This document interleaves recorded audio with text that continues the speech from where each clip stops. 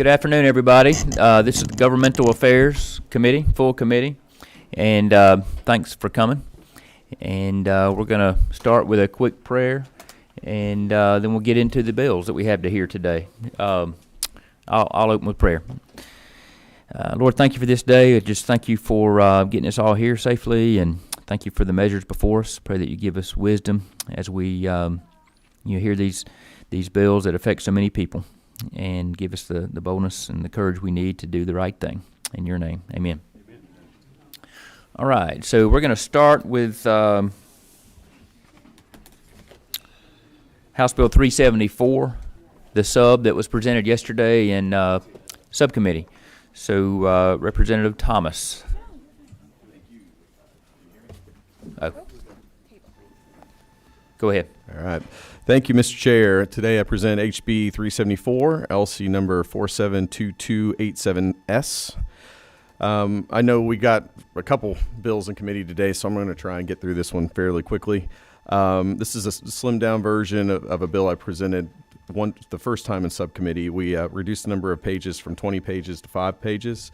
It was done in an attempt to find some compromise language, and almost successfully with the GMA by completely removing the 60% method.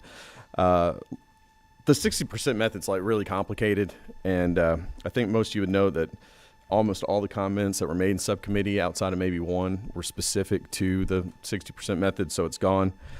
So this particular bill encompasses pretty much two of my biggest fundamentals of government, which is accountability and transparency. Specifically, it allows a citizen an alternative method to de-annexation through application via their county government. As the current process works, you have to apply to be annexed into a city, and then if you want to be let out of a city, you have to go back to the same city and ask to be let out of the city. So many times, once you're in, you're in. A citizen who isn't getting the services they were promised, but still asked to pay the taxes, have no recourse short of asking the General Assembly to be let out of a city, specifically if the municipal government denies the de-annexation. So this bill, what it does, it just creates a process that holds municipal governments accountable to their commitments. I'd remind you that this is done, the hearing will be held by the county commissioners. These are local, neutral elected officials, because citizens are they're a member of the city, and they are also a member of the county. So some points that have been, brought up previously. This method only applies to parcels that are located at the boundary of the city and must have the same contiguity requirements as they would for an annexation versus for a de-annexation. It does not remove the current process of de-annexation by act of the General Assembly or by municipal governments. It only adds an alternative process and makes a small common sense change to the application as being heard by the municipal government. This would require 100% every single resident, okay, and I want to make this very clear, every single resident, 100% of people have to agree to be de-annexed prior to the application. That is not going to be able to be a whole lot of people, okay? I love my wife, but she and I don't agree on a lot of stuff on a daily basis, so trying to get 1,000 people together to agree on a de-annex, that's just beyond what this would do. It addresses bonded indebtedness and requires bonds issued on properties to be paid. It sets up a special tax district to make sure that those bonds are paid for. Additionally, there's been talks about spoke de-annexations. I don't know if I know the idea of a city is it's kind of like a circular structure, but a lot of times cities, they annex these long tentacles that reach way out. And, there's people on the end of those tentacles, they don't necessarily feel like they're getting the services that they're paying for. So this addresses that issue. And that's kind of the long and short. Be happy to take some questions from the committee. All right, thank you. It looks like we have a few questions. I'll start with Representative Anewitz.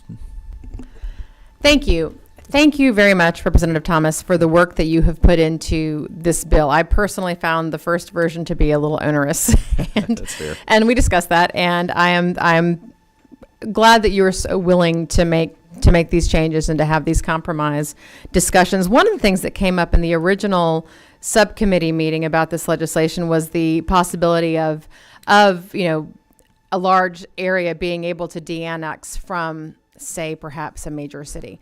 And that was a concern, one of the concerns that I had with the first bill, because my reading of that first draft was that absolutely would allow something like that to happen. In this bill, because it requires 100% agreement of everyone who is applying for de-annexation, it would be then very, very, very difficult for a portion of a major city, perhaps, to try to de-annex. Is that correct? That's correct. I would agree with you. Okay. That addresses one of my big concerns. And then this also removes because one of the other things that concerned me in the original draft was the arbitration panels, and I had several concerns about them. One, philosophically, I was concerned that undermined representative democracy by putting it in the hands of an arbitration panel that would be appointed. That's a philosophical discussion. That was just my belief. The other thing that I felt like that did was it was concerning because I know there is some litigation right now that's pending a decision by the Georgia Supreme Court having to do with those arbitration panels. So this, just to clarify, this draft of the bill does not have any of those arbitration panels. No, that was, again, part of the 60% method, which has been removed. Thank you. All right, Representative Fleming. Thank you, Mr. Chairman. Representative, I apologize. I know there's been other hearings on this, and all my committees seem to meet at the same time. But tell me again, if I live in a city and I want to leave, what do I do, and who allows me to do it? Current process? No, or this well, no, alternative this process that we have in front of us. Okay. So this would give you three options. One, you can go to the municipal government and ask to be let out. Which you can currently already which do. You can currently already do. Two, does this change the process of how that's currently done? It doesn't change the process, but it does require that the county take a look at it, make sure that they can provide the services and provide support for that. Okay.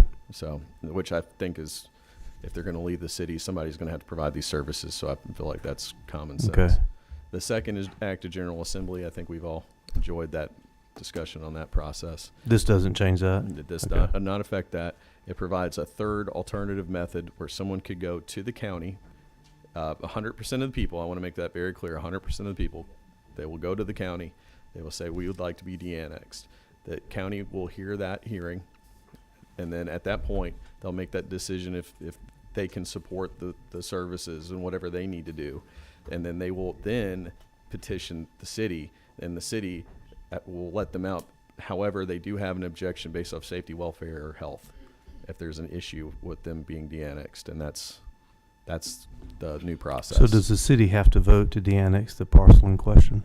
They're mandated to do it if the county comes in and says, hey, we've had this hearing and we feel that it's reasonable to let these people out. So the county commission is voting on what the city limits are? Yeah, because you're going to change them. To be fair, reciprocally, the city, it votes on allowing people into the city, where if someone wants out of the city, this allows for that process to be allowed out of the city. Does that make sense? No, because the county commission can't decide to annex somebody in the city. That's fair, but if somebody is, I guess, just dialing back a little bit, bill is about the people that are sitting inside the municipal boundary that aren't getting the city services that they feel like they should get. Yeah, they're paying unhappy. additional I got taxes, that part, yeah. And they would like to be let out of the city. Correct. So, and this does not in any way inhibit the first two options for this. It provides a third party of somebody that's local, elected, because these are they're elected officials. Right. But the long and short of it is that you apply to the county and they approve it, you're gone. Unless the city objects based off safety, welfare, or health. And that objection is a veto? That would be a... Show me in the bill where that is, please. Yeah, absolutely. Line 49. Unless it finds the de-annexation would be detrimental to health, safety, and welfare of the residents or property owners of the area to be de-annexed. Can you give me an example of that? What that would be? I imagine that for whatever reason they couldn't provide, the county could not provide city like health, life safety services such as police force, fire. So I guess what I'm trying to get at is being a lawyer that litigates these things, I'm trying to figure out what one has to show to prove that. Is that defined anywhere? Or do it? I'm trying to understand it. I believe, if the chair wouldn't mind, I believe Representative Wilkerson can actually provide better than.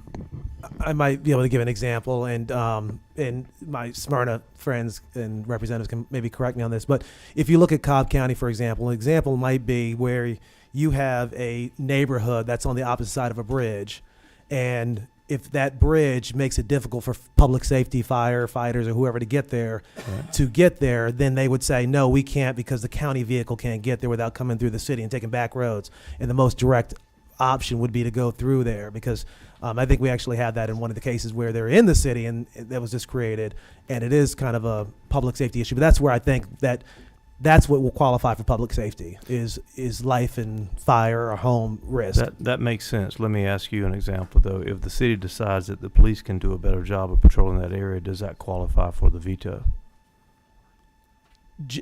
That is if it's subjective, then yes. I mean, I think if it's subjective, then I think that's open interpretation. But you would have to basically prove that the police can't get there, or they can get there faster.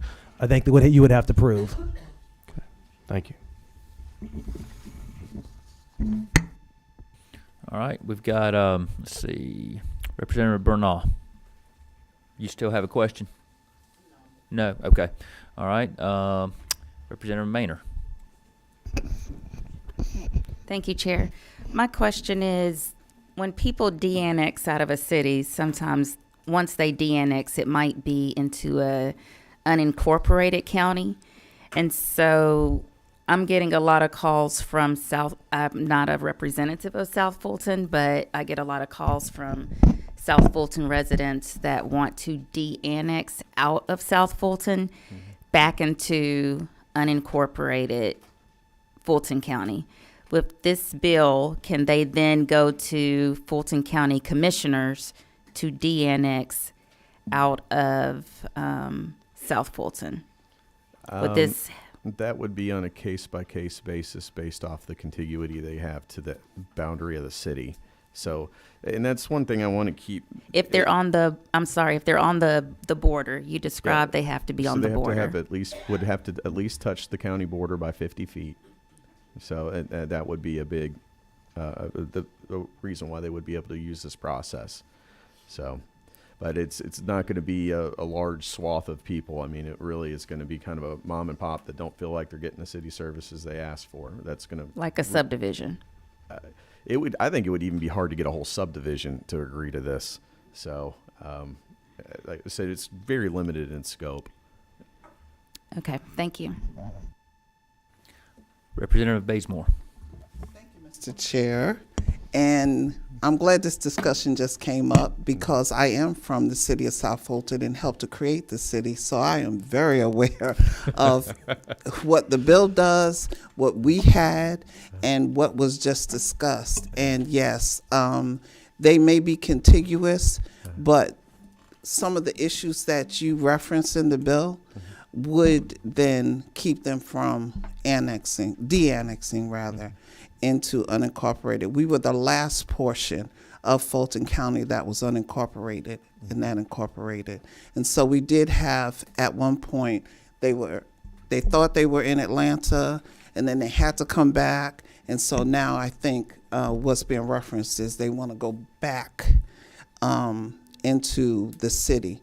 But because of the services and trying to reach them, that's going to be difficult. Mm-hmm.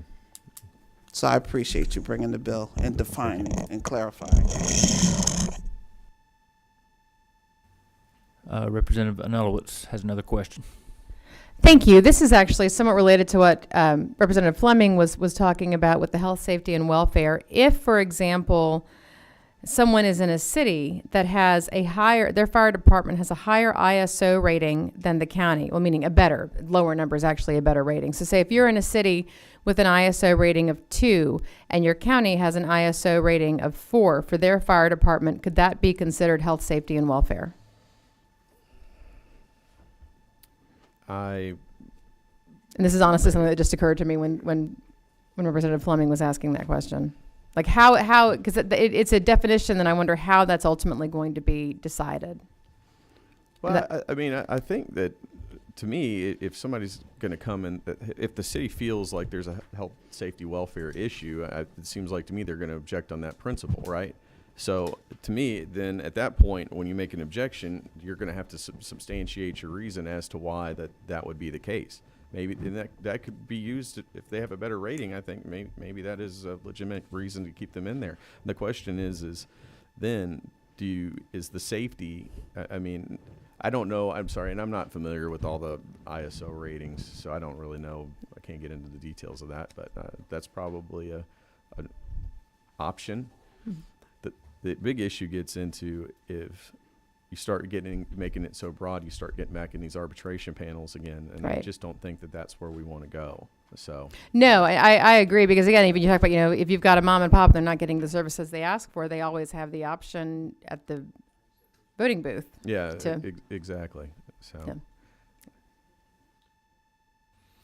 Representative Leverett. Thank you, Mr. Chairman. Recognizing there's nothing quite so charming as showing up late for a committee meeting and then asking a bunch of questions that may have already been asked. If you will be patient with me, let me just Sure. confirm. So my understanding is currently the law is if someone requests to be de-annexed from a city, Mhm. the city has discretion as to whether or not they have to grant the de-annexation. well, yeah, I would say The that's city that's does not correct. have to grant it. No, they don't. They do not have. You ask to be annexed into a city, and then if you decide that you're not getting what you want, and you're paying the extra taxes, and you want to get out of the city, you then have to go back to the city again and ask to be let out, to be So released. You have to ask, but if the county consents, the city has to grant the request for de-annexation That's correct. under your law, under this Under bill. this bill, that's correct. Currently, the city is not obligated to consent, to grant the request regardless of the position the county takes. Is that correct? Yeah, I would say that's correct. Okay. Yeah. And when a city annexes property, it does take it out of the unincorporated area of the county, correct? No, it doesn't take it out of the unincorporated area of the county. It's I still. believe it I'm does. sorry. It's still like I said. It's still a county resident. There's still a county resident and a city resident. Correct. And Right. so the county doesn't lose any tax revenue generally by the de-annexation. At least not as to property tax revenue. That's correct. They Yeah. might lose hotel motel if it were a hotel site, for example, but they wouldn't lose property tax revenue, correct? I would counter that with, but they have to provide additional services they didn't have to provide before. So I'm talking about, or I intended to be asking about when a city annexes. If a city annexes, they generally provide the service, they get the tax revenue, but the county still gets property tax revenue from that property. well, yeah, sorry. No, So- I think that's always the case. Yeah. If a city annexes property, we can't take it out of the county, we just pull it into the city. Right, that's correct. And you provide services for that tax Correct. revenue. If the county, if a de-annexation occurs, which now can effectively be compelled by joint action of a county and the landowner, the city then loses that property for any tax purposes. And they also lose the obligation to provide the services in which they were being taxed for. Correct. Services So- which usually, in other words, but I think it's going to be a net loss to the city because they're generally providing services across a broad area, and the loss of one piece of property isn't going to significantly impact the cost of provision of services, whereas the loss of the tax revenue could be. So I think you kind of maybe hit my point on the head. Is some people feel like they're paying a whole lot of taxes and they're not getting the services that they feel like they're paying for because they're being paid tax significantly more than what they're actually getting in services in response. And I understand the sentiment, but of Yeah. course they're able to vote on their city representatives while they're in the city, aren't they? I would say that of course, I mean, we are a representative democracy. However, that doesn't necessarily make a difference when it comes to letting them out of the city. I mean, that's what this is about. This bill is about creating a neutral forum where people can go and have an application, be heard, and about people that are local and accountable. Because the Board of Commissioners are also elected by these same people. So instead of creating an arbitration panel and going through this, we're going to local elected officials that are also elected by these people. So True, but you're basically giving counties a way to compel a city to grant an annexation by county action. I'm giving the citizens an opportunity to have an alternative forum that is fair and balanced to them that are on the outside of the city. Well, So- whether it's fair or balanced depends on the particular circumstances, doesn't it? You know, you got an engineer and a lawyer arguing back and forth. I don't know how long this is going to go. Well, let me just say this. Your bill makes a significant change in the current rules that are applicable to de-annexation and could potentially be very destabilizing to cities, could it not? I would humbly disagree with that, just in the fact that we're talking about one or two property owners. We're not talking about large swaths of properties. So, I mean, it just... Well, I once mean, one person de-annexes, there's another person that's eligible to de-annex, isn't there? well, to be fair, once one person annexes, the next person is eligible to annex as To well. be annexed if they So agree to it. For a parity process wise, yeah. Well, by a 60% rule, but for 100%, in other words, it can continue on the way in, all the way into the center of the city. If one person de-annexes, the next person could de-annex, and the next person could de-annex. I mean, so you know, that's actually... I love you, baby. You know that. Same here. Right we back we at got you. a couple more members with questions. No, it's we're okay. gonna need to move on. Yeah, in okay. just a second. Just one Yep. more question, though, to be fair. So the way the current annexation process, and you missed this because you got in here a little late. Didn't mean to call you out. I on knew that. you were going to use But, that yeah, on yeah. me, but go ahead. But the way the current annexation process works, I mean, it has these long tentacles that reach way out into. I mean, I don't want to call any of my local cities out, but we have one in particular that's kind of bad about it. I'm aware of your issue. Yeah. And so the question is, what about those parcels? What about those ones that are on the edge of those properties? So, and this is a perfect application where a mom and dad who's way out on this end of this string of property is stuck out there and they're not getting what they need. And quite frankly, it's going to be hard for the city to provide it, but they still approved it anyway. To have an opportunity to go somewhere that's a fair for them. And we might not agree on that, and that's okay.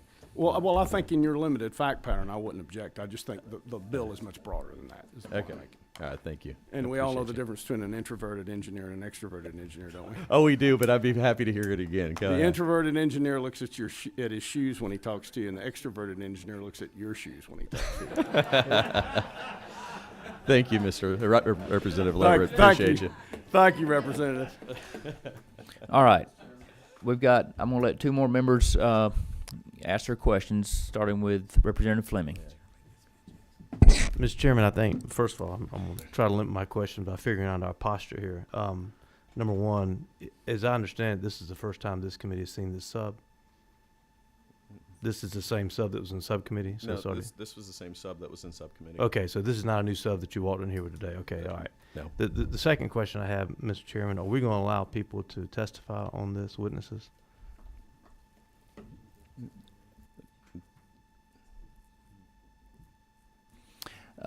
Sorry. No, Uh, I understand. yeah, I Everybody's was- got 15 things going on at once. That's I right. A lot of things understand. going on. Your question was, are we going to let members of the public? Yes, testify I was today? trying to. I was Well- gonna limit my questioning at this moment if we were going to do that. If not, I got to figure it out myself. No, because we did that in subcommittee yesterday. Okay, And all right. we got several bills today we're trying to get to before, hour gets too late. Okay, all right. So- Then a couple of questions, if I may, All right. Mr. Chairman. Okay. I'm like Representative Chairman Leverett, Representative. This is a big change, and I'm trying to absorb it all. I'm trying to think of all the ramifications. Let's say that the de-annexation maybe didn't negatively affect the people in the county that are leaving, but what if putting that hole in that area negatively affects the people in the city that are left behind? Well, I wouldn't say, first of all, it would be a hole. It would be more of a carve out. That would be Yeah, my if the first carve comment out's to that. pie shaped and it goes kind of deep into the city, then you got people on each side of the valley, so to speak. And I'm trying to wondering if there's a provision for the city to say, you know what, when you cut that pie that deep into the city, it causes problems for the people on both sides for us to serve them. Well, to Is be that fair, considered? I mean, to be fair, I mean, you're talking about, now we're getting into the crux of lot sizes. I mean, we're talking about a parcel of property or two parcels of property. If a parcel of property cuts way up into the middle of the city, Yeah, I mean, tell me a city that's got a parcel that's going to cut that far into it. So and I my probably would say hometown of that's fair. Harlem has Okay. a parcel that's over 100 acres, All right. and it digs deep into the city. Okay. And if you took it out, you take a main road out with you, and there'd be people on this side of the valley and that side of the valley. Well, my neighbor is a landowner that has a couple of 300 acres he brought in one fell swoop, and there's been development around that property. That's what I'm thinking about. So you're saying there's been a bunch of development around the property? That's correct. Okay. On So both the- sides of, but not his because he hadn't allowed it yet. So, and if he left, you disconnect the two sides. Okay. So again, And here's my question in that situation. I Does can your tell you bill- right now that there's a piece of property in my city, the city of Woodstock, that you have to drive significantly through the county to get to because it's an annexed parcel that's you have to go through a whole corridor. So this is no different than that. I would tell you that I mean, to me, again, this is about parity, and what you're arguing is parity against the current process, the cityhood process and annexation. Well, here's why I asked the question. The difference is the city had to make a decision to bring that in, and therefore they had to say, we're going to provide services here. What you're doing is that you're taking a parcel out, and what you are leaving behind, you hope that the services can be provided there. I don't You think have I would put a- hope. I don't. I mean, a road. I think my understanding of everything I've ever read is a road is a road. Okay, so they can drive on that same road whether it's in the city or drive on the same road if it's in the county to get to both sides. The bridge still exists whether the arbitrary line is there on the edge of the city or the county boundary. I guess I don't follow your logic on The that. question is very simple, and I'll close with this. Yeah, but If the city decides that the people that are leaving are going to get okay services because the county can provide it, but the hole it creates causes a problem for the people that are still in the city, But does your bill allow for the city to object upon those grounds? Because it sounds like to me you can only object if the people leaving are going to have a problem, not if the people remaining are, from your language. But I don't understand the fundamental of your question because it's based off the fact that you're driving on a road, that it still exists whether you're in the city or out of the city. So, I mean, what it does is it says specifically that the people that de-annex, if they have an issue where they can't get city services, welfare, whatever problem, that they can't de-annex, or that would be an objection. But now what you're telling me, which I would say to my friend Robert Leverett here, is he said that this one parcel, these people that live on this property are, they pay a certain amount of taxes. That's probably more than what the services that they're going to get. And I don't mean to put words in your mouth. I think that was an engineer's version of a lawyer's statement. But so to say that now you're concerned about their smaller piece and that effect on the surrounding, I just don't follow you on it. And I mean that very respectfully. No, thank you. Thank you, Mr. Chairman. All right, Representative Anderson. Mr. Chairman, thank you. I would like to make a motion at this time that we table this matter and allow some of this discussion to go on offline and leave it subject to call back up on Friday at our next scheduled meeting. All right. We have a motion. Do we have a second? All right. All in favor of tabling this, say aye. Aye. Aye. All right. This motion is tabled. Thank you. Yeah, no problem. All right. Next we have Representative Draper here to present House Bill 559. We're going to move her to the front of the line.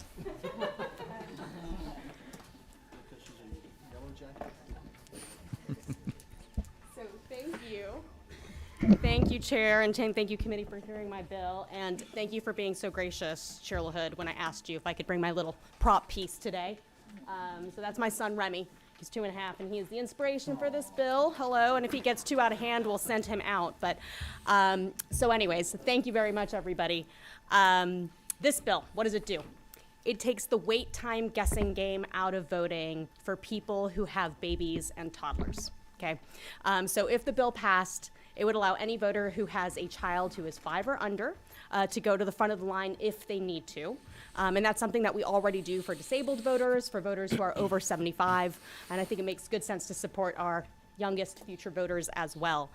As I mentioned yesterday, this bill enjoys bipartisan support because whether you're a Democrat or you're a Republican, you know that it is very tough to make a toddler stay still or a baby stop crying, right? So as I said, Remy is the inspiration for this bill, along with my other 2 kids. And, look, no one's going to accuse me of being subtle today by bringing him here. No one's going to accuse me of that. But I just wanted everyone in the room to see what it's like to juggle parenthood and exercising your civic responsibility. And I take my kids with me to vote. You can go now if you want. I take my kids with me to vote, mostly because I have to sometimes, but also because I want them to have that experience. And usually it's not, will you take them actually? I'm sorry. Addison. Thank you. I was just about to ask the first question, and that was going to be, are all Democrat toddlers that well behaved? I was going to pinch him if I had to, Chair. No, but look, when I take them, I'm sorry? We're for it? We're for it. Okay, well, good. Then I will leave it at that and ask if there's any questions. All right, Representative Maynor. Thank you for bringing the bill, and Mr. Chair, at the appropriate time, motion do pass. All right, do we have a second? All right. All in favor, say aye. Aye. Any opposed? Oh, discussion. Was it Chairman Saines? Do you have discussion? I mean, Gaines. It's late.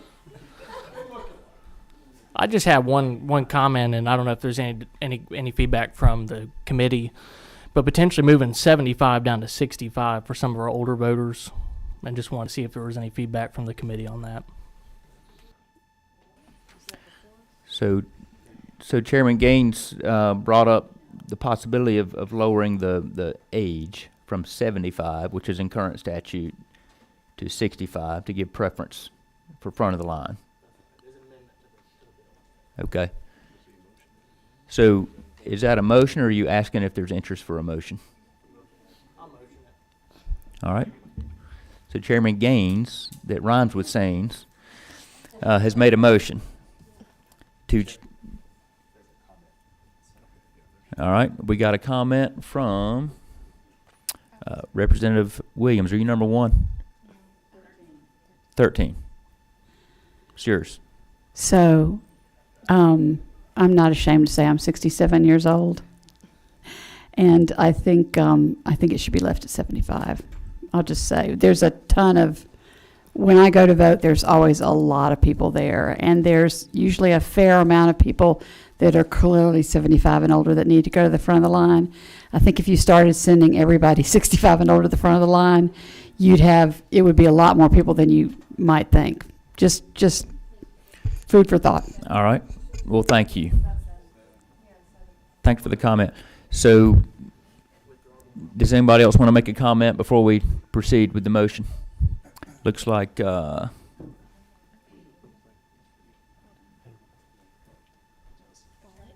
right. Representative Gullett, what number are you? 28. Go ahead. Yeah, at the proper time, I'd like to make a amendment to that amendment. All right. Make it simple if you can. 70. All right. I second. All right. We have a motion and a second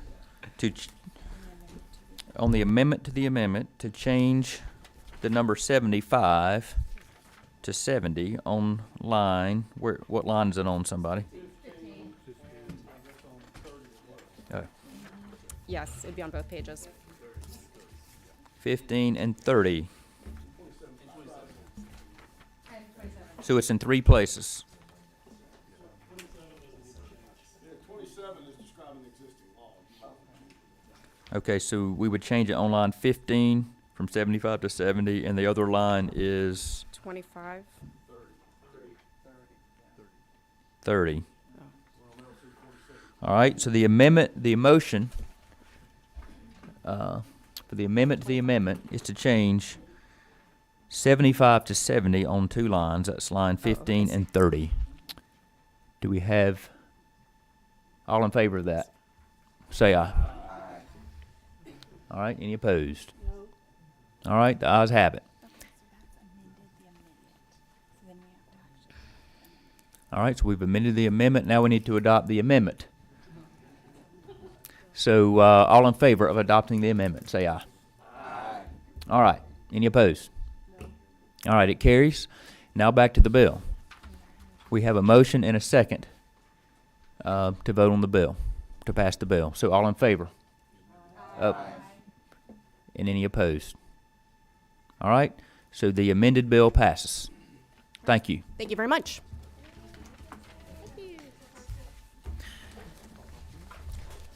All right, so we're about to hear House Bill 48 next.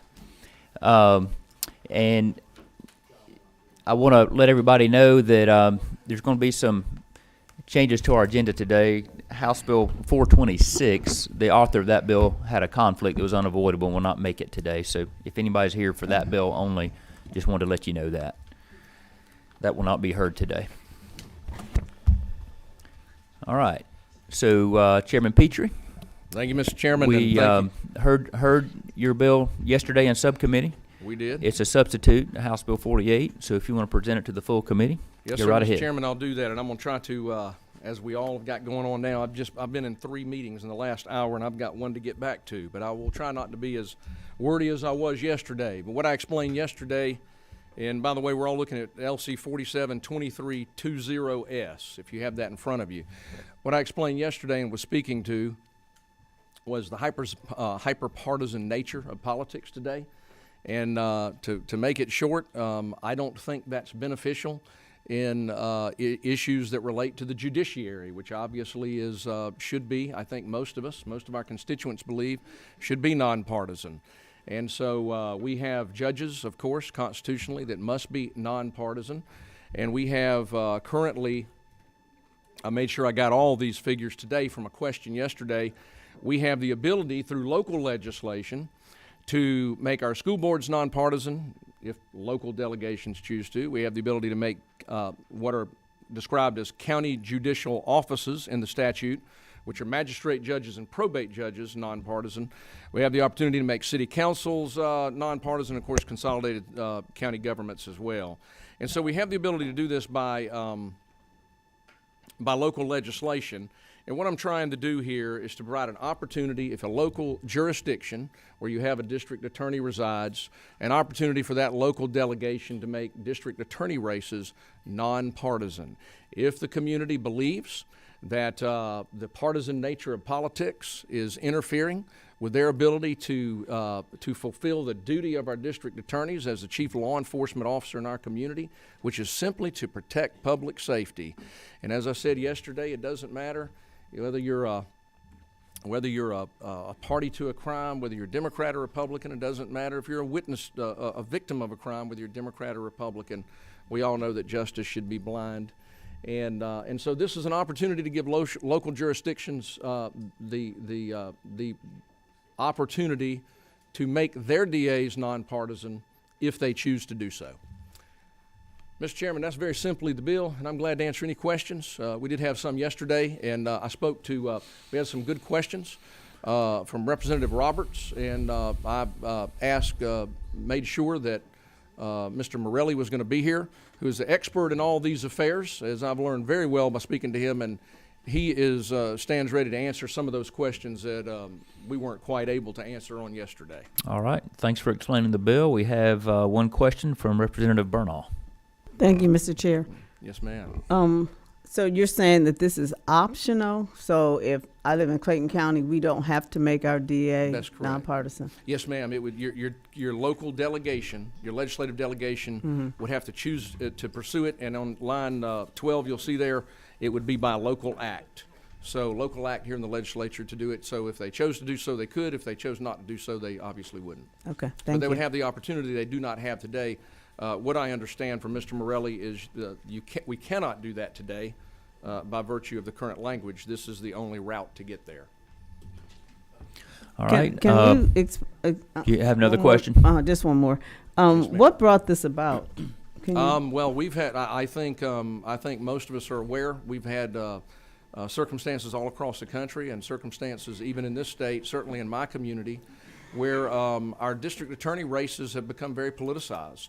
and very ideological. And I don't know quite frankly, what I envision is people running for this post, running on their experience and their skills and their commitment to protect public safety, rather than, as I described yesterday, screaming on the right or the left. And by the way, I've learned I've got district attorneys on the right and the left who support this, and district attorneys on the right and the left who are dramatically opposed to this.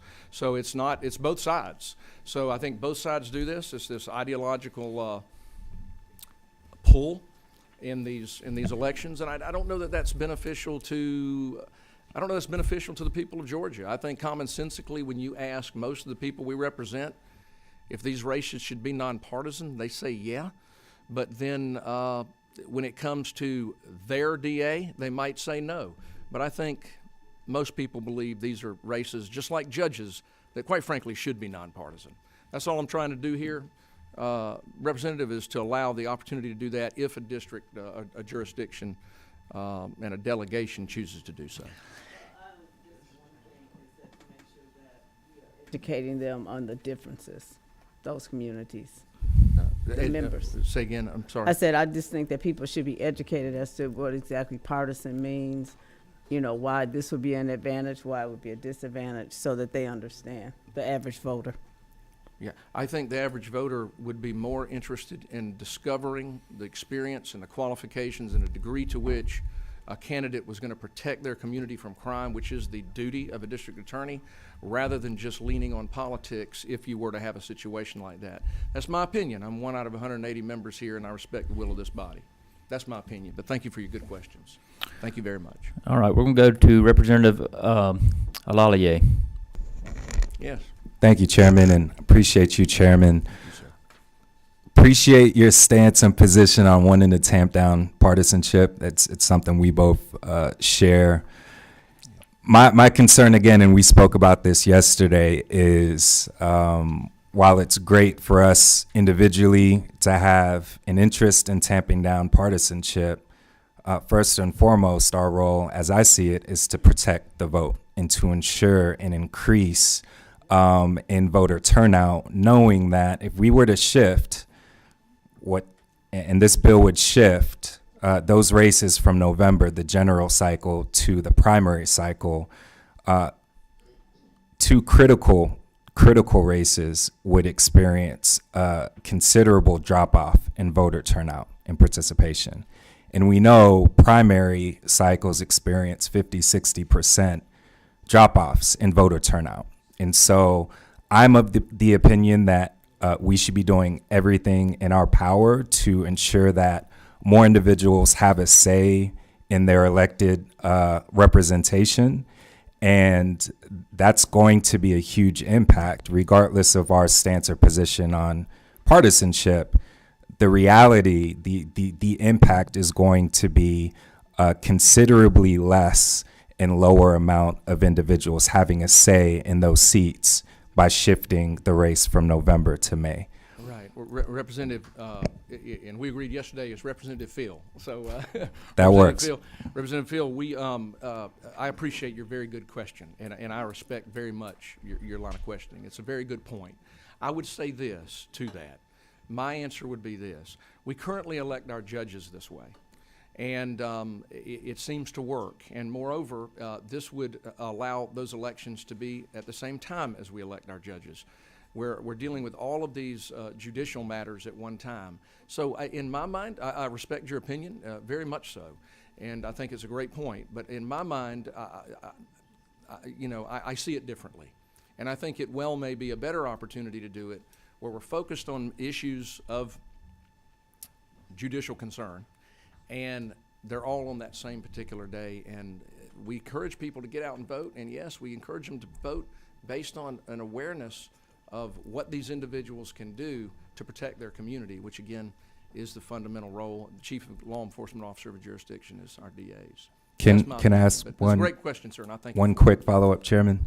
One more question, Chairman. In your opinion, in terms of the average voter, in information and awareness around when it's time to vote, is that awareness heightened in November, or heightened in November or heightened in May? Which I will agree with you. It is certainly heightened in the general election.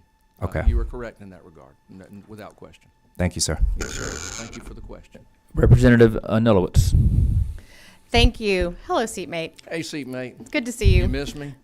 Always. So in the past, and because you sit next to me, we've had this conversation. I've always been very supportive of making, probate court judge, magistrate court judge. I would love to make those nonpartisan statewide. I think that that's something that we should be very supportive of. And I've said before many times too that I think that all of us want to live in safe communities and deserve to live in safe communities. And this includes all of our DAs and all of our prosecutors because they live in our community too. They're by virtue of running for those local offices, they're part of the community. And I think we all want to live in safe communities. I wanted to clarify that this by local act, so you're saying this would be something on the local calendar that would go through the Intergovernmental Coordination Committee? Okay. Yes, ma'am. Then you might understand my hesitance because there is precedent in Cobb County where I live that we have had several matters taken off of that local calendar and moved to the general calendar. And my concern is that for those of us in counties like Cobb, that gives me great reluctance to support this because that then makes this not a local issue and really changes it and really changes the autonomy and the agency of the local delegation. So to my seatmate, Yeah. my friend, I will say I absolutely understand. And I respect your that questioning from Representative Roberts yesterday. I made it clear that I understood, and I wanted us to get to the bottom of it. When asked the question, all I can do is, I can point to line 12. It may provide by local act, but to the questioning of you and Representative Roberts, we really need Legislative Council, not just Legislative Council, but Mr. Morelli to answer that question, because I think it is a very legitimate question that should be answered. So I support us trying to get to the bottom of that, Mr. Chairman. And all right, we have Ledge Council in the room. Are you able to speak to that?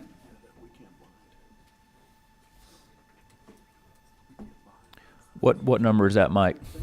15. All right. Please go right ahead, Council.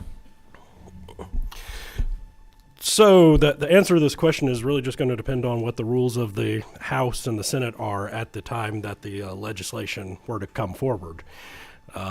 Currently, right now, legally, this bill would have to always be a local act if it is just affecting one jurisdiction instead of statewide. The rules of both the House and the Senate currently do provide mechanisms where what are legally local bills are procedurally treated as general bills.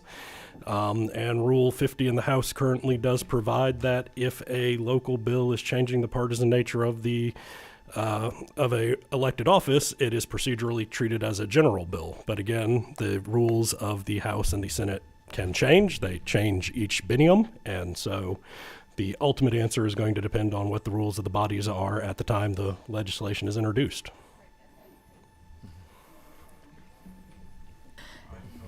And the rules, those are the rules, but one rule that is there also, and that probably will never change, is that it's always ultimately the discretion of the chair. That is the nature of parliamentary government. Right. And that's really the root of my hesitance with this. And I understand well. I'm glad we got to the bottom of it. We needed you yesterday. Thank and you. We're glad you're here, Stuart. But I assured you we would get to the bottom of it today, right here in front of God and man. It's important to me that we do that. All right, so this bill was debated pretty exhaustively yesterday too. Yes, sir. We have a few more questions here. I'm going to take one more question and then entertain a motion. Let's see. I'm going to go Representative Maynor. I'm going to defer to the next person since I've asked a question today already. Thank you. Representative Williams. Thank you, Chair. So my question, my concern also is the one raised by Representative Anulowitz, and I also represent Cobb County, and we've had several local bills and local maps that were literally taken completely away from the local delegation and decided at the state level. So to me, in Cobb, we almost have no such thing as a local bill anymore. So that really changes the perspective of this for me. I just want to say that. I mean, and that is just the way it went down last year on more than one map and more than one vote. So thank you. Thank you, Representative. And I can only say that has never happened in Chatham County. So we have not dealt with it there. And I understand, though. I understand well your concerns, and I respect that.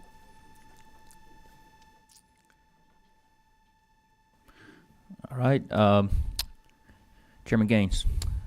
At the appropriate time, Mr. Chairman, I'd like to make a motion to pass. Yeah. All right. Do we have a second? We have a motion and a second. All in favor of this bill passing, say aye. Aye. Well, hold on a minute. Was there any discussion? I'm sorry. Yeah. All right. All in favor, say aye. Aye. Opposed? Say no. All right. Let's do a show of hands. All in favor, say aye. Raise your hand. And say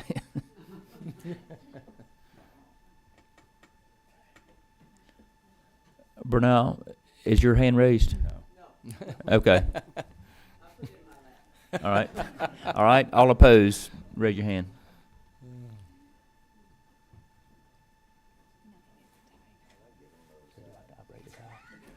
All right. So I'll break the tie with a yes vote.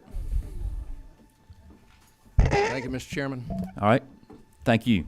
Thank you, sir. All right. We've got one more bill we're going to hear today. And this bill, come on up, Representative Washburn.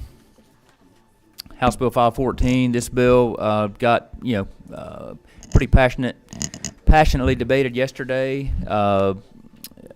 My friend, Representative Washburn, has worked hard on this bill today with some of the opposing parties from yesterday, and I believe they've reached some compromise. And so we've got a sub that Molly's going to pass out, and Chairman Washburn will go ahead and explain the sub, and he's promised that he's going to keep this as brief as he can and get to the point and explain the changes he's made. Go ahead. Thank you, Mr. Chairman. This is Substitute House Bill 514, LC 4723337S. Just briefly, this bill, the original version, did three things, and we will make it very quick. I'm sorry.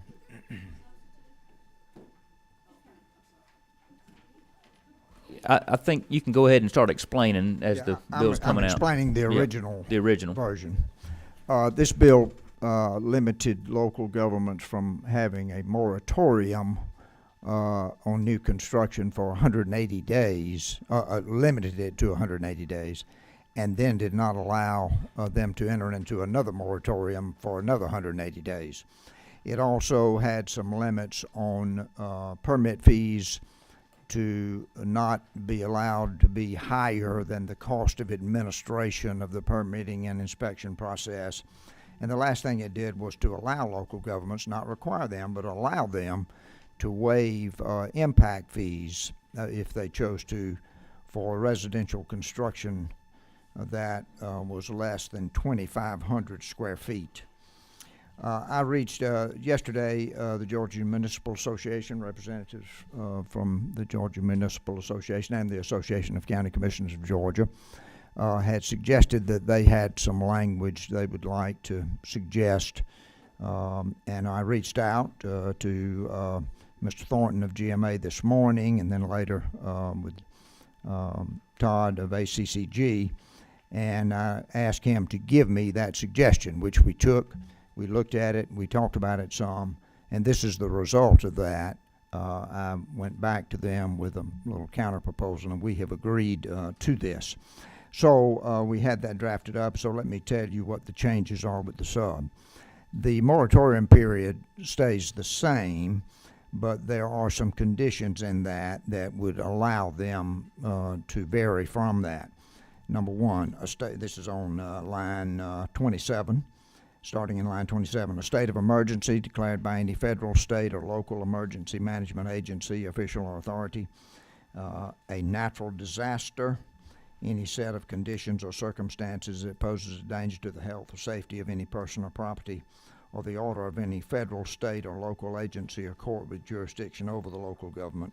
Or, and this is important, and we worked on this some, the local government has engaged a professional third-party contractor to conduct specific engineering, infrastructure, utility, or environmental studies relating to public utilities, etc. Basically, that section or that paragraph just provides that they could extend the moratorium until that work was completed, if needed, and then the moratorium would end as soon as that work was completed. The only other change there was some concern about the language relative to the waiving of the impact fees, because our original bill was not clear about 2,500 square feet per individual housing unit, and so we added some language to clarify that. So this has to do with the impact fees being waived on any housing construction that is less than 2,500 square feet. One other change I just forgot that is significant, there was language added to be sure that this moratorium is to do with residential only, and that language was added early in the sub. I think I have covered everything, Mr. Chair, and I'd be glad to, and I would, and of course the GMA and the ACCG are here, and you may want to call on them to verify, but I have spoken with them about it, and they have agreed that they are supportive of this sub. So, Mr. Chairman, with that, I will entertain any questions. All right. Who's number 12? Is that Chairman Taylor?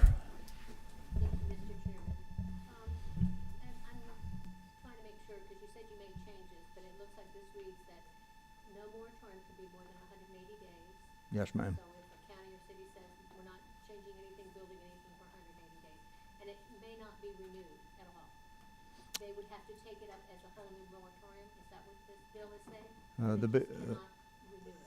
The bill limits it to 180 days, and they could not reintroduce one for an additional 180 days. So it limits them to 180 days, and then does not let them. Wait another half a year before they can issue another. Yes, ma'am. That is correct. That's taking quite a bit of power away from local governments, isn't it? Well, we think a lot of this came from the Association of the Georgia Association of Home Builders, where we do have some communities that are entering into moratoriums and continuing to extend them, and so that is the reason for the bill. All right. Chairman Collins. Thank you. I share some concerns. Obviously, my background is in local government. When I was a young mayor of the city of Villa Rica, we had a moratorium because we had tract builders that wanted to come in and rezone property. And, we just didn't have the infrastructure in place to be able to experience the rapid growth that our little city was experiencing. And I struggle with this, and I've had some discussions with some of my colleagues about property rights. There are a lot of good home builders out there, and I want to say that. But there are a lot of home builders that are tract builders, especially in the metro area, that are like locusts. They come into a community and they build very substandard homes, and have HOAs that go defunct, and local governments are having to pave roads and provide amenities. And I experienced a lot of that in my early days as mayor. And I have some grave concerns about local government's ability to put the brakes on, because it's going to be left to the local government to clean up the mess that is made. And to my good friend who brought this piece of legislation, again, I want to be clear, there are a lot of good builders, a lot of good developers out there, but there are a lot of folks who just want to throw crap up and make a mess of our communities, especially in the metro Atlanta area. But they're the ones who ride off in the sunset in the Mercedes. They wear the Rolex watch. They have the condo in Florida. They have the lake house. They have the helicopter. And quite frankly, I didn't like that. And I think if you take away local government's ability to deal with some of that, it's a travesty. And so I can't support this piece of legislation, but to my good friend, I can understand why you're bringing it, and hope you don't break fellowship with me because of that. Well, do I have a chance to respond to that? Yeah, go ahead. Mr. Chairman, this bill has absolutely nothing to do with relaxing building codes.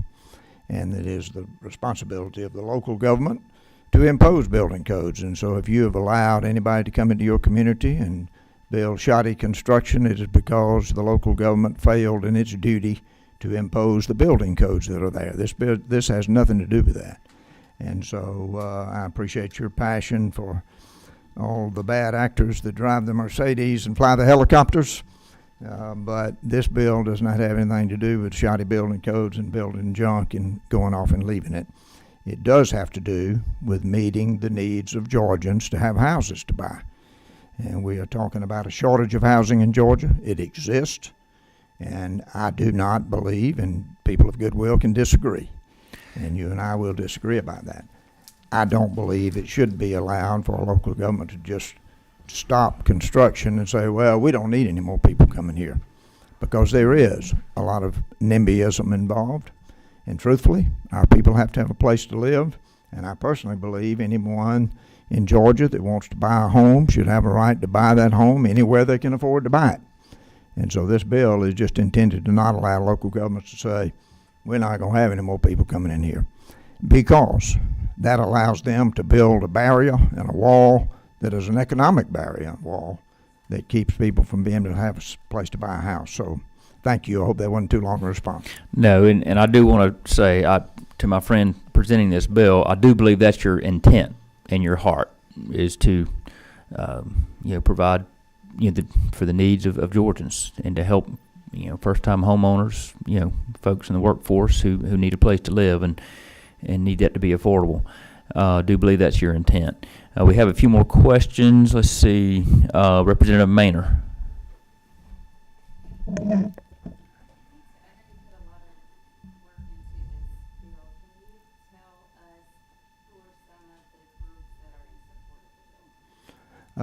The supporters of the bill, thank you for that question, Representative. The Georgia Chamber of Commerce is heavily in support of this bill, as well as another one we have. And the Georgia Association of Home Builders are heavily in support. The Georgia Association of Realtors are heavily in support. And Habitat for Humanity is heavily in support. So we do have, I'm very proud of that support that we have. And we have worked on these bills for months and have had a lot of input from those groups on the bills. Thank you for that question.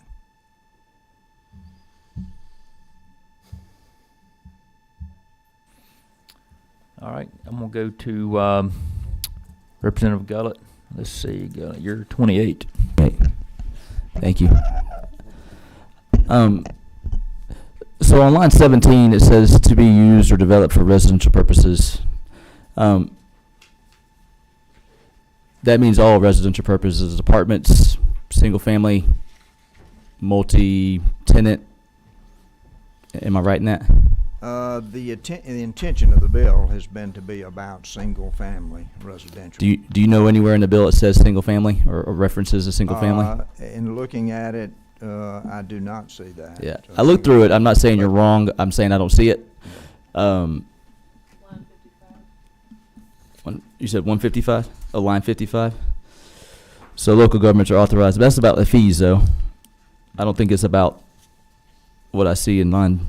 An ordinance or resolution that would result in an enactment of a temporary moratorium on one or more types of zoning decisions associated with property proposed to be used or developed for residential purposes, or the issuance of approval of one or more types of permits associated. So I don't see anywhere, I think, in the moratorium list about it. I do see it in the fees.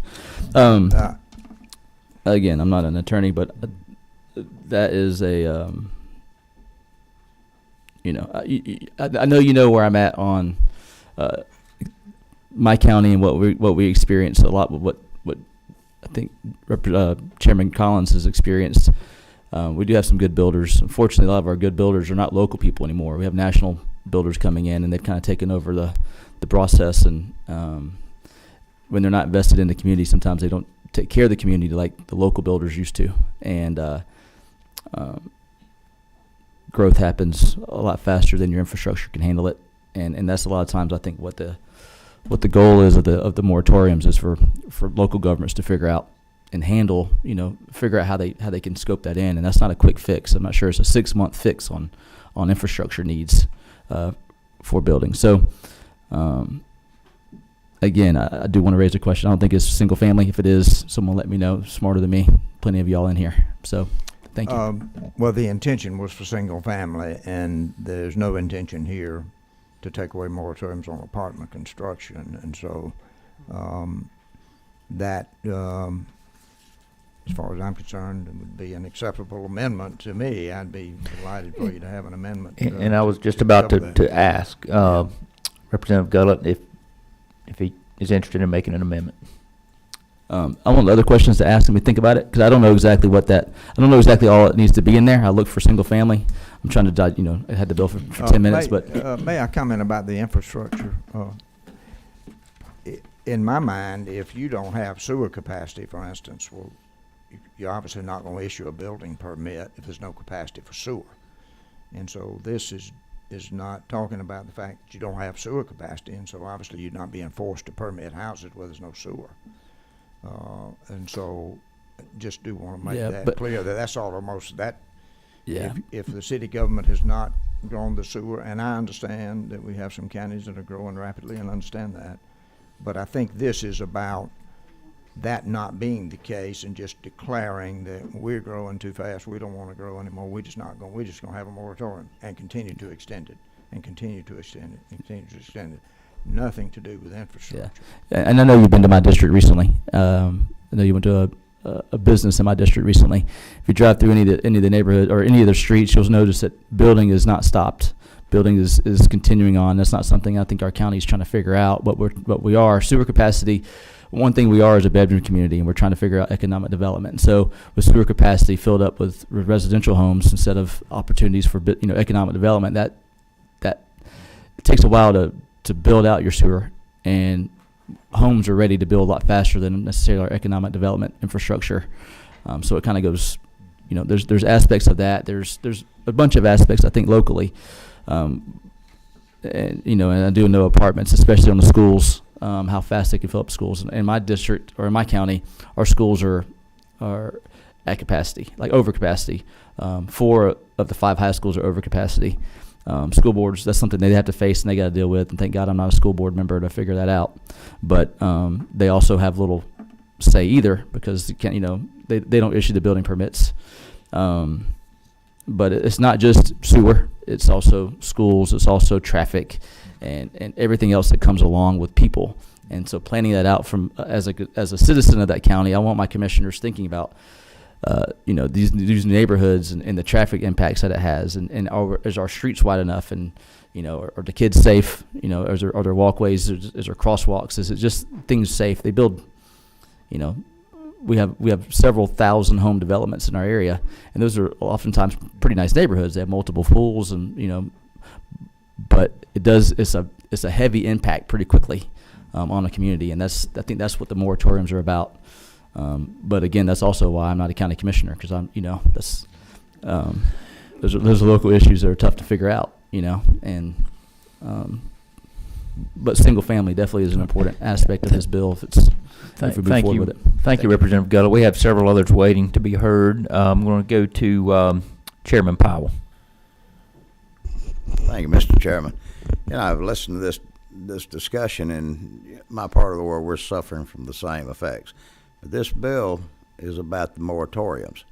It's about setting a standard so that we're not continuing to set one moratorium after another and basically in perpetuity. And I hear the discussion. I've got it going on in my own county. It's one moratorium after another because we're not prepared, or we're trying to get prepared, or quite frankly, we don't want them folks moving in here during the course of this pandemic because it's changing the whole face of our community. And I understand all of that. But this bill hadn't got anything to do with anything except dealing with the moratoriums. Is that correct? Yes, sir. Moratoriums and the little small piece about fees, which limits fees. I understand. I listened to the discussion about multi-use housing or apartments or whatever. But cities and counties, they already have the authority through zoning and land use to determine that. So, you know, there's nothing in here that stops the county commission or city from saying, we don't want an apartment complex on this piece of property or whatever, or a condo unit or something like this. So they've already got that too. This just has to do with that continual process of one moratorium right behind another. And if I remember right, did I not understand you to say that you sat down in good faith with ACCG and GMA, and they have all parties have agreed? That is correct, Mr. Chairman. Man, I'd never doubted another member's word. But if ACCG and GMA folks, if they'll just wave their hand, because I certainly don't want them to get in here and delay this hearing any longer. If they're waving their hands, I guess you're saying this has worked out to y'all's satisfaction at this point. I saw a hand go up over there. I'm not asking for a comment. I'm not chairing this meeting, and we sure as hell don't need to be here a lot later. All right, Mr. Edwards. Past 5 o'clock. Mr. Edwards, if you can make this a very brief comment.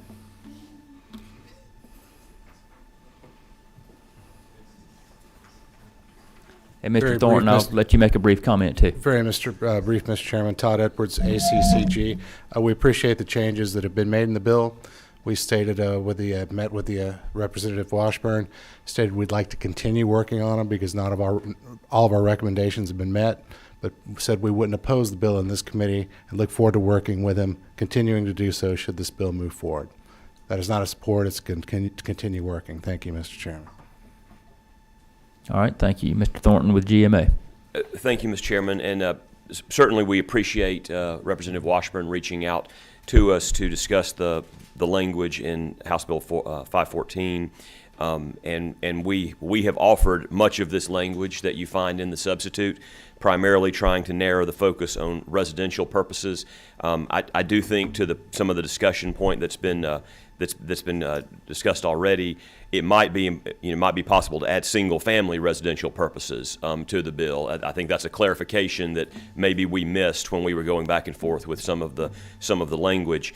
And then we appreciate Representative Washburn working with us on some of the reasons why moratoriums might need to go past 6 months. We don't think moratoriums should go on forever, but there are legitimate reasons sometimes when moratoriums might need to continue. We tried to outline those, and we have a gentleman's agreement with Representative Washburn to continue working on some of the language in 2E on line 34. We think there is some additional clarification, particularly as it relates to instances where there need to be rezoning or when there may be a comprehensive rezoning changes that we think we can work on as well. But with that, yes, this language is something that we have negotiated with Representative Washburn.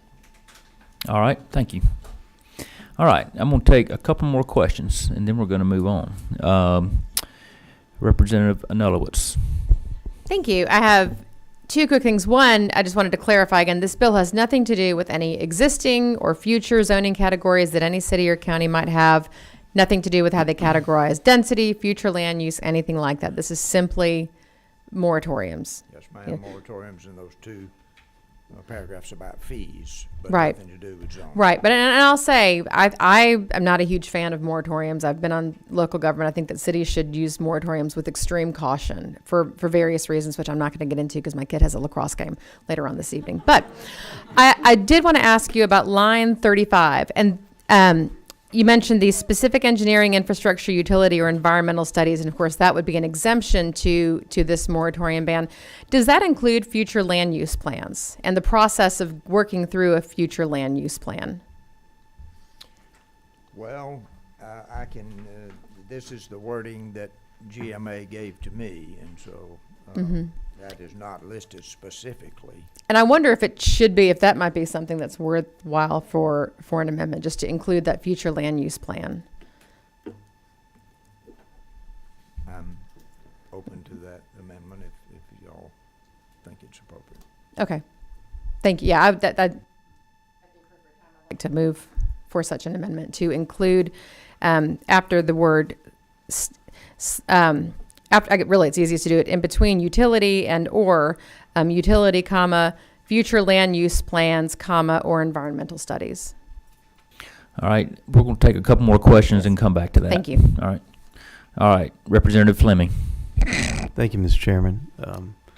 Representative, I'm going to try to figure out something. I don't want to put words in your mouth, and I think Chairman Powell began to touch on it. I'm trying to figure out the problem and the solution.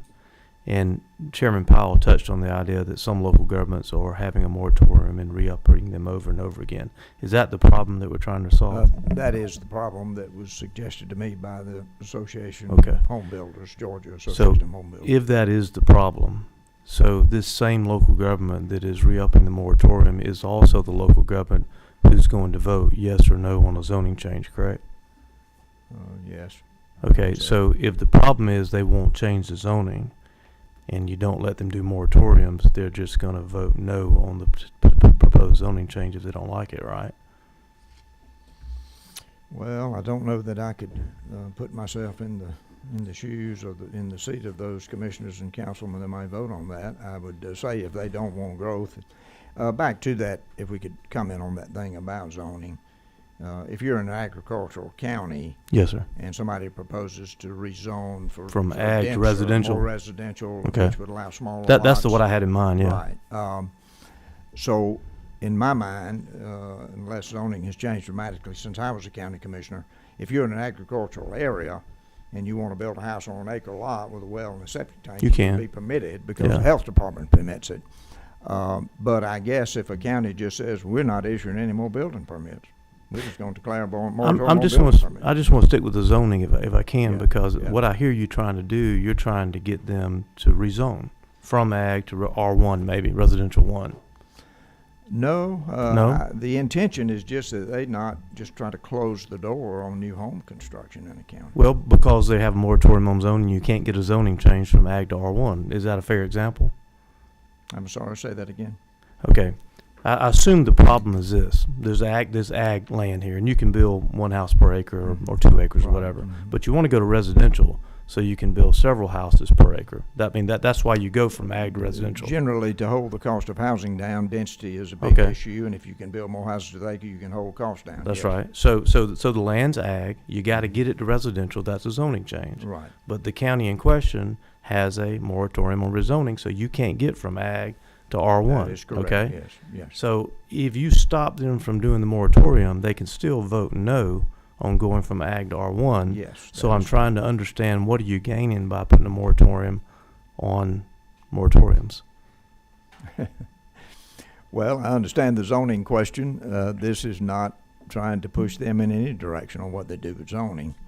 It is, but it's my understanding from the the Georgia Association of Home Builders, they may have the infrastructure in place. They may not need to be any rezoning done. They would just say, we are not going to accept any more new construction for 180 days. We are not going to permit But any your new bill houses. doesn't address that scenario. Sir? But your bill doesn't address the scenario you just mentioned. All your bill does is says you can't put in another moratorium. Doesn't affect building permits. Well, that's not my understanding. My understanding is there are counties in Georgia who will not permit any building permits. And how does your bill change that? I'm sorry? And how does the language of your bill change that? That's what I'm trying to figure It out. limits them to 180 days, and they can't do that for more than 180 days. But And they then can they can't do it again for 180 days. Because the moratorium prevents going from agriculture to R1. No, that's not the intention. All right. This intention has nothing to do with zoning. We're going to start losing members in a few minutes that are going to need to leave. So, Representative Spencer Fry is in the back and has asked if he could make a brief comment to this bill.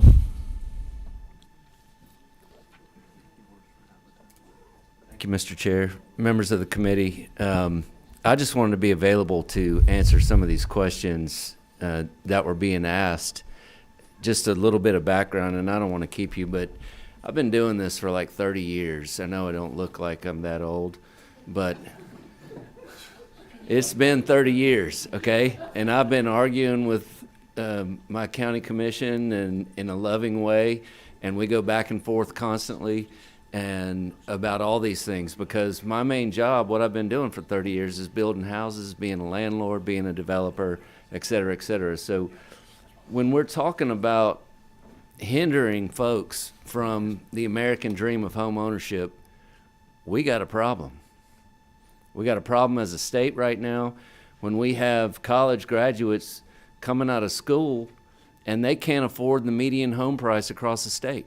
$352,000 was the median home price last year, according to that AJC. So to own a $352,000 house, to buy one, you got to make $100,000 to get qualified on a 90-10 mortgage. And you still have to have $35,000 down.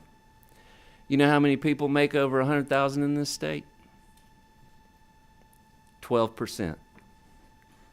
12% of the population, which means basically, unless you're some IT guy making bots that can do all the stuff that we're worried about with the ticket sales, you're not making $100,000 a year, and you're graduating college and you can't buy a house. And this is the problem. I work with folks that are at 80% or below the area median income. Now, understand that number; that's not a good number for people because it's different for every single person, every single district. But just to give you an idea, the missing part of this equation are the people that are above 80% of the area median income, and in some cases, in my city, all the way up to 179% of the area median income before they can afford the average home price. So we're looking at a simple supply and demand issue here. About 30 more seconds, please. We got to tamp the demand or raise the supply. And to my good friend to answer that question about the moratoriums, these aren't necessarily addressing moratoriums on zoning, but actual building permits or splitting lots. There's a county right above us. They have a 2-acre single-family lot minimum.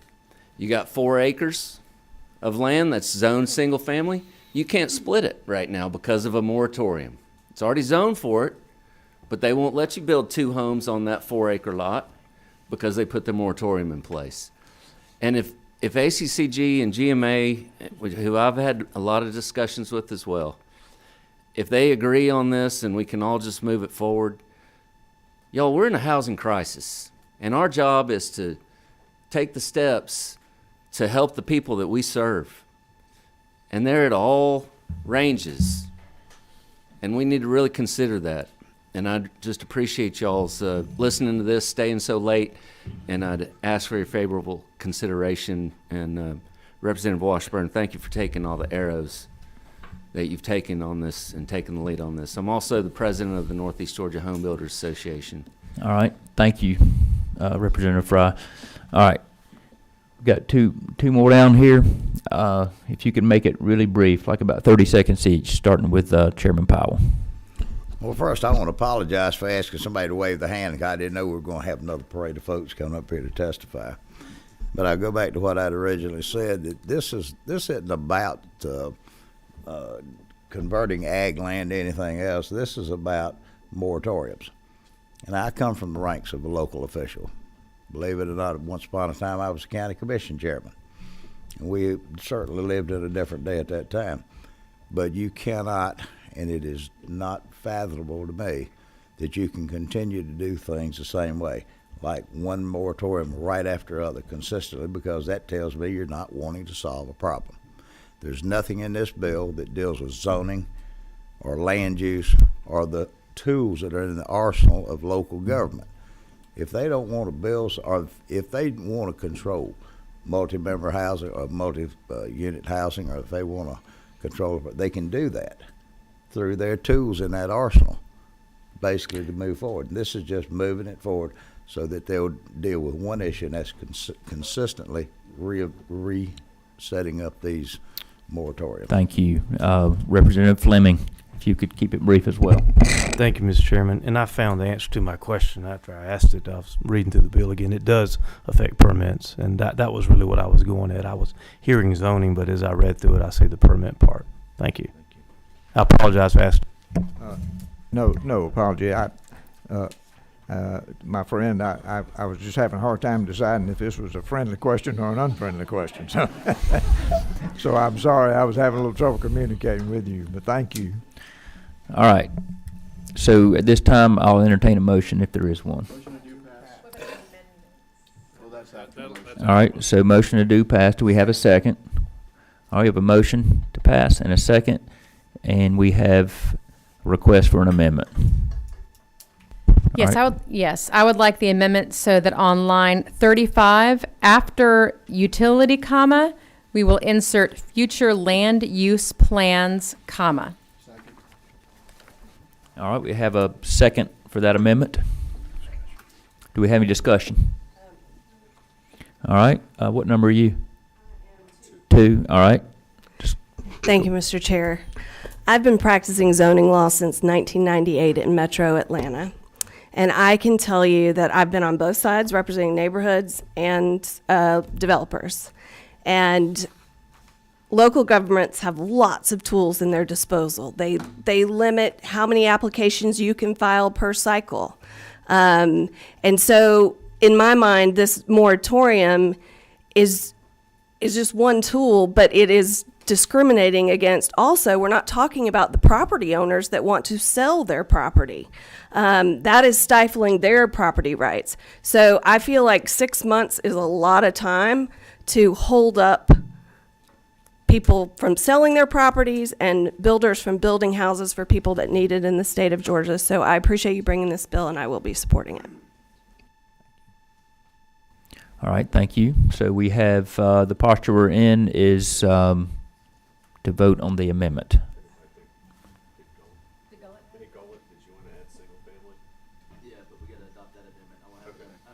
All right, so let's vote on the Anulowitz amendment. All in favor, say aye. Aye. Any opposed? All right, that amendment carries. Representative Gullett, you ready to offer your amendment? All right, go ahead. Hopefully Stuart could help me out here. So I do want to focus this on single-family residences and not just residential purposes. So with that in mind, I see residential purposes on line 17. I also see it on line 19. I'm happy to have Stuart help us with this, but I think we would say or developed as, instead of you'd strike for residential purposes, you would say or developed as a single-family residence, and then you would strike it starting on line 18, the very end, for residential purposes, you would say as a single-family residence. But I'm happy to, I'm sure he might have a more articulate way to do that. That's just me roughing it.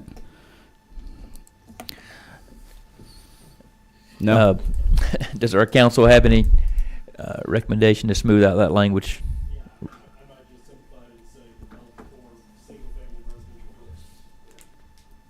Okay, I'll take your advice over mine. So. All right.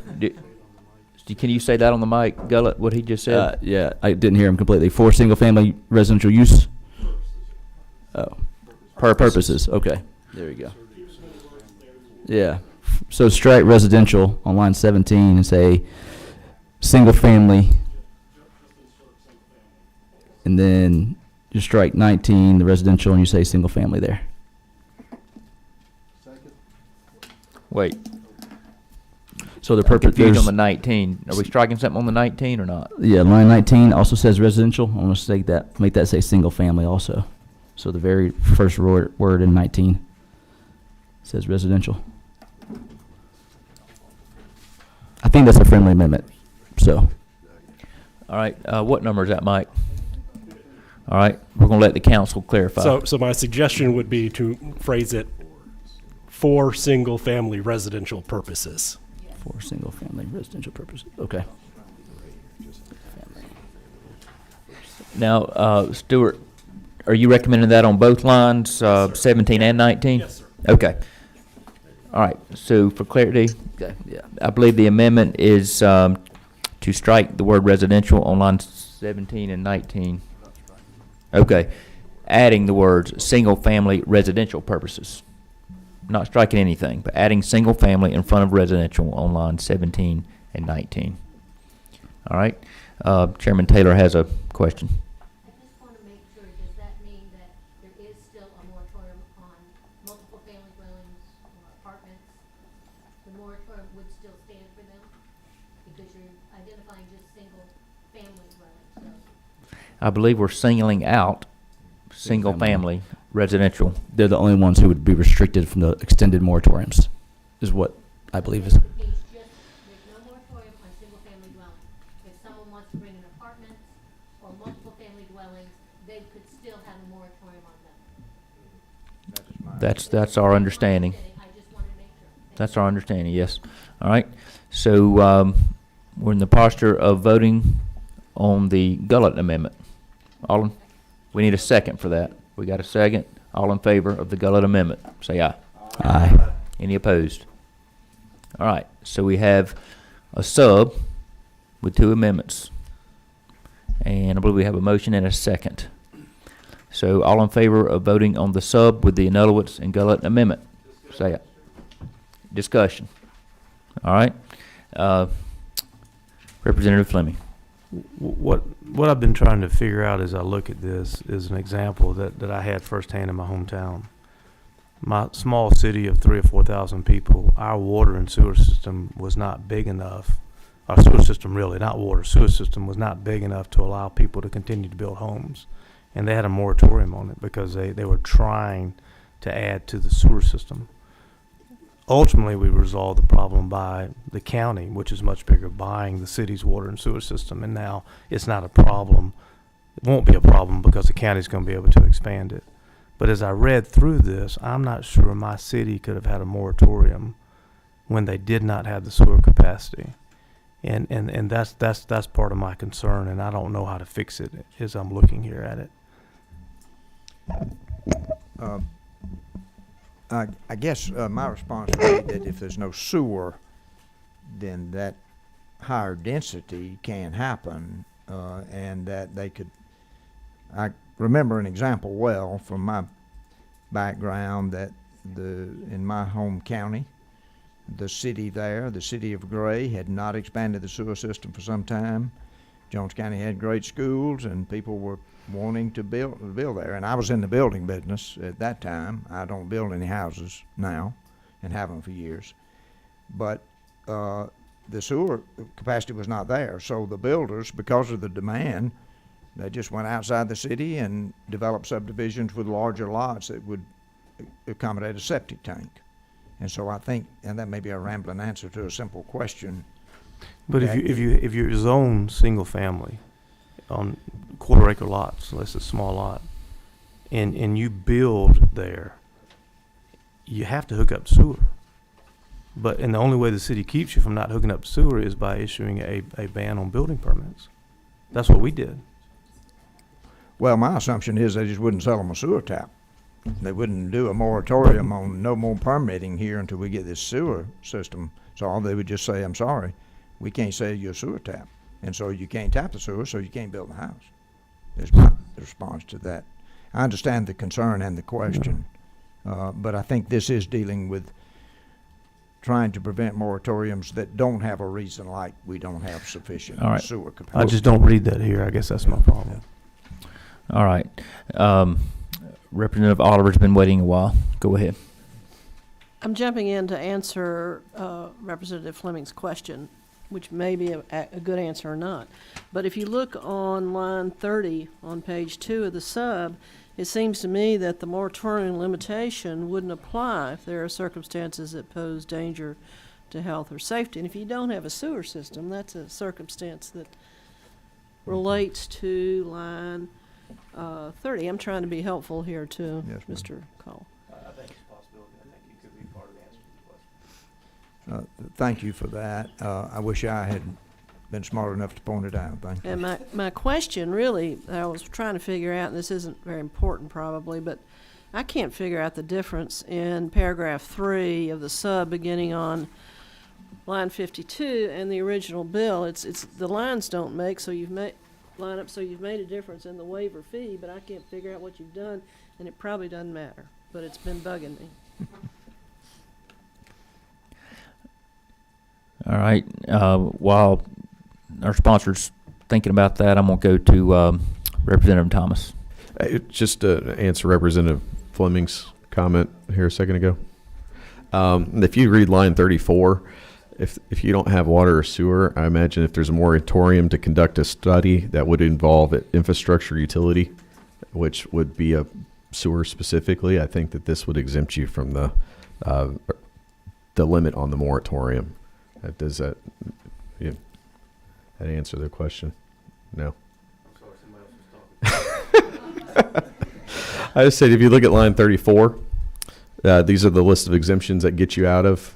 I would say specifically if it says that a specific engineering infrastructure utility study is going on at that point, which you would need to do sewer, that would opt you out. So that ought to cover the exemption that you were looking for. We're going to go to two more members, and we're going to proceed with this vote. Chairman Taylor. This has become a Band-Aid on a Band-Aid on a Band-Aid. I'd like to make a motion that we put this on the table and let's get together and get a bill that is consistent that we can follow. We've got so many changes to it right now. All right, so we have a motion to table. And we have a second. All right, so we'll take a vote on the motion to table. All in favor, say aye. Any opposed? No. All right, I think we're going to have to take a hand count. All right, in favor of the motion to table, raise your hand.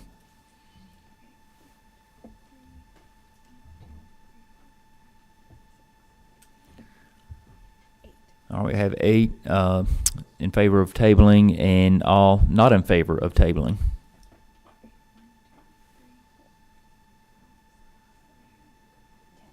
All right, 10. So that motion doesn't pass. So we're going to go ahead and take the vote. All right, all in favor of passing this bill with the 2 amendments, say aye. Aye. All opposed, say no. No. All right, sounds like it passed.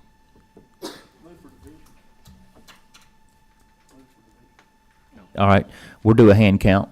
So all in favor of this bill with the amendments passing, raise your hand, please.